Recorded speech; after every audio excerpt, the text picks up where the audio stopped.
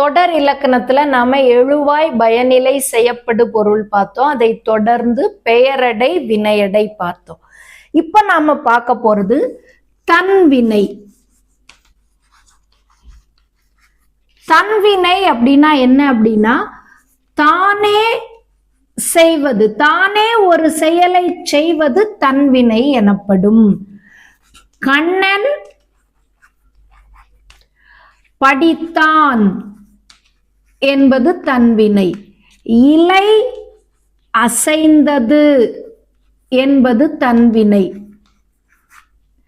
கண்ணகி உண்டாள் என்பது தன்வினை. இப்போ ஒரு செயலை தானே செய்வது தன்வினை எனப்படும். அடுத்து பிறவினை. பிறவினை அப்படின்னா என்ன அப்படின்னு சொன்னா, பிறரை செய்விப்பது, பிறரை ஒரு செயலை செய்ய வைப்பது பிறவினை எனப்படும். கண்ணன் படித்தான் என்பது தன்வினை. கண்ணன் படிப்பித்தான் அல்லது படிக்க வைத்தான் என்பது பிறவினை. கண்ணகி உண்டாள் என்பதில் கண்ணகி உண்பித்தாள் அல்லது உண்ண வைத்தாள் என்பது பிறவினை. இந்த தன்வினை பிறவினை அப்படின்றத எப்படி எளிதாக அடையாளம் காண்பது?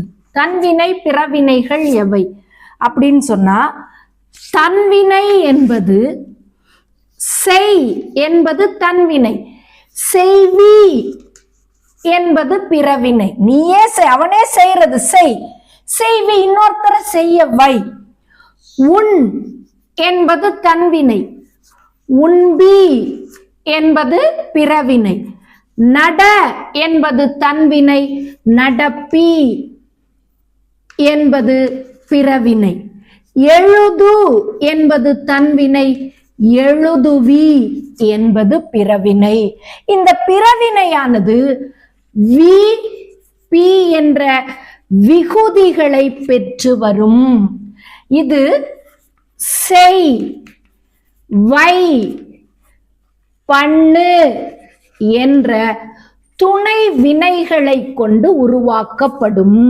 இந்த பிறவினை தொடர்கள் செய், வை, பண்ணு என்ற துணை வினைகளை கொண்டு இந்த தொடர்கள் உருவாக்கப்படும். இங்க பார்த்தோம் நம்ம வி பி என்ற விகுதி.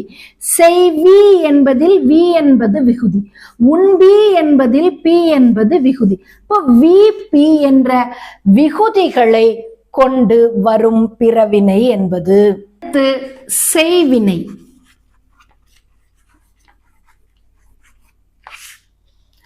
செய்வினை அப்படின்னா என்ன அப்படின்னு சொன்னா, ஒரு எழுவாயே ஒரு செயலை செய்வது செய்வினை எனப்படும்.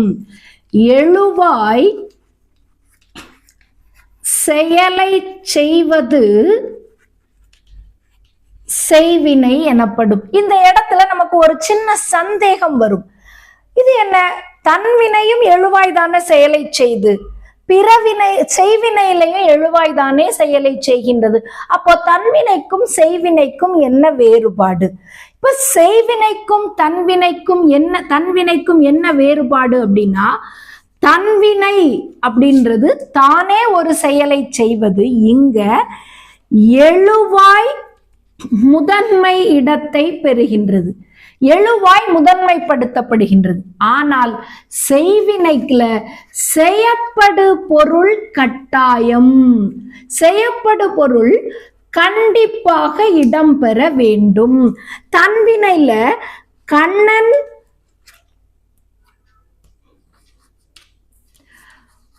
வரைந்தான் என்பது தன்வினை.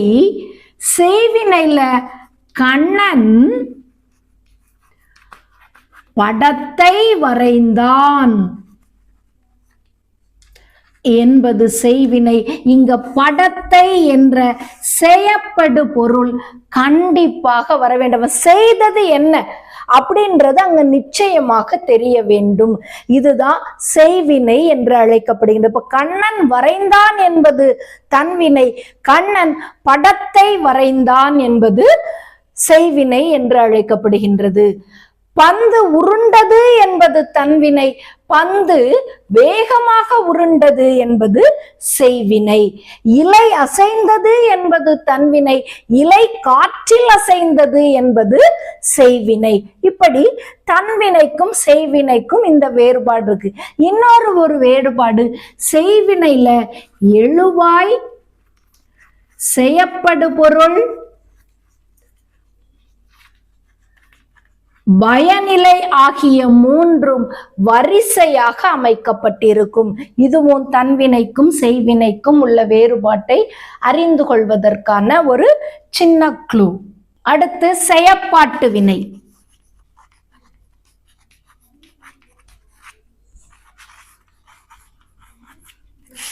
செயப்பாட்டு வினை அப்படின்னா என்ன அப்படின்னு சொல்லிட்டு சொன்னா, செய்யப்படு பொருளை முதன்நிலைப்படுத்தக்கூடிய வினை செயப்பாட்டு வினை என்று அழைக்கப்படும்.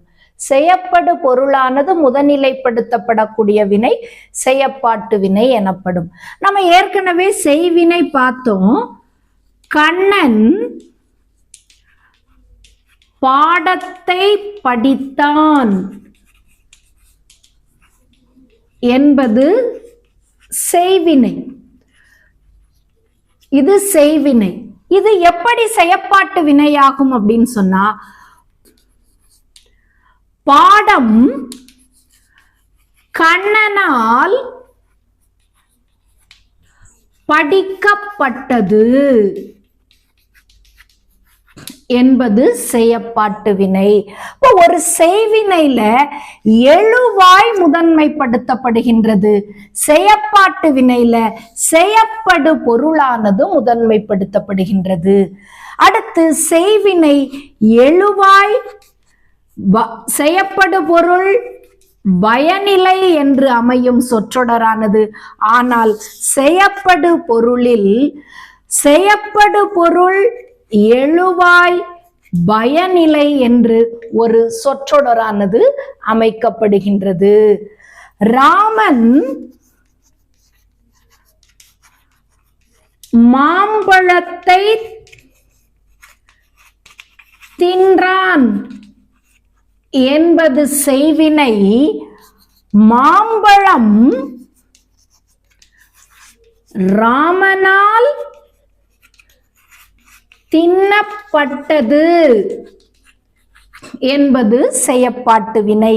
இங்கு ராமன் என்பது எழுவாய், மாம்பழம் என்பது செய்யப்படு பொருள். இப்ப செய்வினையில எழுவாய் முதன்மைப்படுத்தப்படுகின்றது. செய்யப்படு பொருள், செயப்பாட்டு வினையில மாம்பழம் என்ற செய்யப்படு பொருளானது முதன்மைப்படுத்தப்படுகின்றது. செய்வினையானது ஐ என்ற இரண்டாம் வேற்றுமை உருவை கொண்டு வரும். அதாவது ராமன் மாம்பழத்தை தின்றான். இங்க ஐ என்ற இரண்டாம் வேற்றுமை உருவானது வந்திருக்கின்றது, வெளிப்பட்டு வந்திருக்கின்றது. செயற்பாட்டு வினையில் ஆல் என்ற மூன்றாம் வேற்றுமை உருவானது வெளிப்பட்டு வரும். மாம்பழம் ராமனால் தின்னப்பட்டது என்று ஒரு சொற்றொடரானது, செயற்பாட்டு வினை தொடரானது அமையும். இந்த செயற்பாட்டு வினை தொடர் படு, உண், பெரு என்ற துணை வினைகளை பெற்று வரும். என்ற இந்த மூன்று துணை வினைகளையும் ஆயிற்று, போயிற்று, ஆனது என்ற உறுப்புகளையும் பெற்று வரும். ராமன் கொலை உண்டான், உண். படம் குமரனால் வரையப்பட்டது, படு. சட்டி உடைந்து போயிற்று, சட்டி உடைந்து போனது. இதெல்லாம் என்ன அப்படின்னு சொன்னா செயப்பாட்டு வினை தொடர்கள். இவ்வளவுதான் தன்வினை, பிறவினை, செய்வினை, செயப்பாட்டு வினைகள்.